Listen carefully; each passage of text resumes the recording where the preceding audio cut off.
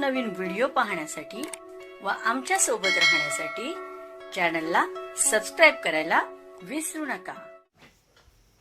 तर बघा काय माहिती आहे, जनगणनेसाठी कुटुंबाशी संपर्क साधणे, प्रगणक व पर्यवेक्षक यांचे प्रशिक्षण,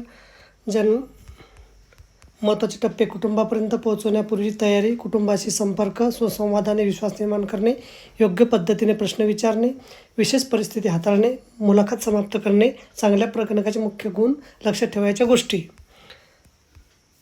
तुमची घर यादी गटाशी HLB परिचित व्हा। सुरुवात करण्यापूर्वी नकाशा आणि आराखडा अभ्यासा। सर्व आवश्यक वस्तू सोबत ठेवा।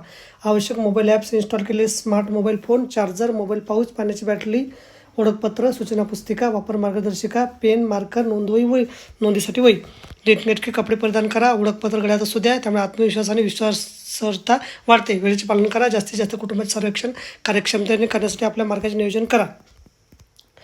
उत्तरदात्यांना नम्रपणे अभिवादन करा। उदाहरणार्थ परिचय कसा द्यायचा, तर शुभप्रभात, मी गजानन पुंडे आहे। मी जिल्हा परिषद शाळा मराठी उच्च प्राथमिक शाळा काजेगाव येथे तुमच्या गावात सध्या कार्यरत आहे आणि माझी जनगणना 2027साठी प्रगणक म्हणून तुमच्या गावासाठी माझी नेमणूक झालेली आहे। तर मला या परिसरातील प्रत्येक कुटुंबाची माहिती गोळा करण्याची जबाबदारी घेण्यात आली आहे। कृपया तुमचा थोडा वेळ मला मिळेल का? अशा प्रकारे आपल्याला कुटुंबाशी संपर्क साधायचा आहे। तुमचं ओळखपत्र ID कार्ड दाखवा, त्यामुळे तुमची अधिकृतता पटण्यास उत्तरदात्याला मदत होते। स्थानिक भाषेतील अभिवादन किंवा हावभाव सुसंवाद साधण्यासाठी खूप मदत करतात, तुम्हाला जे अधिक चांगले माहीत आहे। शांतपणे आणि आत्मविश्वासाने बोला। आवाजाचा सूर महत्त्वाचा आहे। घाई गडबड किंवा आदेशाचा सूर टाळा। जरी ते तुमच्या ओळखीचे असले तरी माहितीचा उद्देश आणि महत्त्व स्पष्ट करा।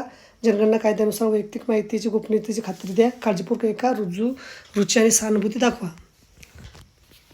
तटस्थ भाषेचा वापर, प्रतिसादावर प्रभाव टाळा। उत्तर कधी सुचवू नका किंवा गृहीत धरू नका। मोबाईल ॲपमध्ये लिहिलेल्या पर्यायाच्या मजकुराचे पालन करा। गरज असल्यास स्पष्टीकरण द्या। प्रवाह कायम ठेवा। प्रतिसादाची काळजीपूर्वक नोंद करा। कुटुंबातील सदस्य उपलब्ध नसल्यास याची नोंद घ्या आणि नंतर पुन्हा भेट द्या। जर कोणी नकार दिला, महत्त्व स्पष्ट करा। त्याचा सहभाग आणि माहितीच्या गोपनीयतेचे महत्त्व नम्रपणे समजून सांगा। संवेदनशील प्रश्नासाठी तुमचा आवाज कमी ठेवा। गोपनीयता, खाजगीपणा राखा आणि सहानुभूती दाखवा। महिला, वृद्ध आणि दिव्यांग यांच्याशी अधिक नम्रतेने वागावे। स्थानिक व्यक्तीची मदत घ्या किंवा उत्तर देताना समजतील असे शब्द वापरा जर भाषेची अडचण असली तर। त्यानंतर क्षेत्रीय आव्हाने ते हाताळण्याचे उपाय। क्षेत्रीय आव्हाने ते हाताळण्याचे उपाय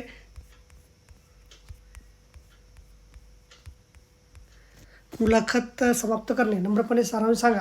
तुमचा वेळ दिल्याबद्दल धन्यवाद। तुमची माहिती राष्ट्रीय नियोजनास मदत करेल। जनगणनेत तुमची गणना झाली याचा अभिमान बाळगा।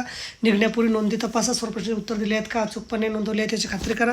निरीक्षण नोंदवा। कोणती विशेष परिस्थिती, गुलूपबंद घर, रिकामे इमारत इत्यादी योग्यरित्या नोंदवली जावी।